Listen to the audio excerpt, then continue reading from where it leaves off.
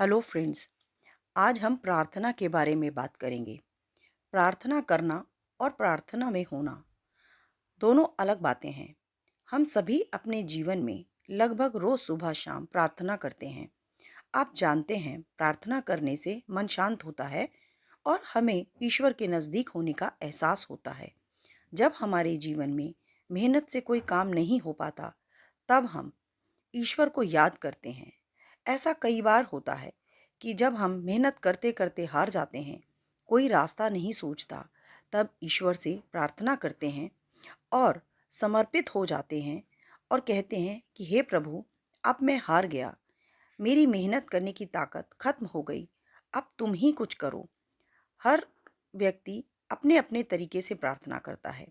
मैं आपको एक बात कहना चाहती हूँ कि प्रार्थना करना और प्रार्थना में होना अलग बात है।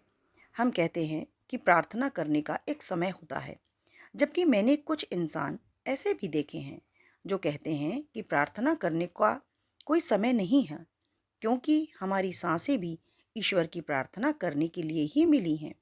अगर हम ऐसा नहीं करते तो हम अपने साथ ईमानदार नहीं हैं।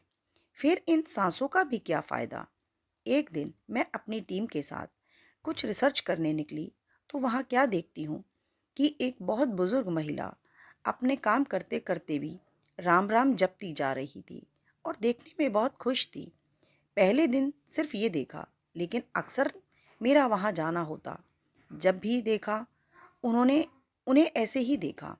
एक दिन मुझसे रहा नहीं गया, मैंने उनसे पूछ ही लिया, माता जी, आप अपने काम के साथ साथ ईश्वर का जाप कैसे कर लेती हैं? उन्होंने कहा, हो जाता है। मैंने पूछा, काम से मन नहीं हटता या मन नहीं भटकता?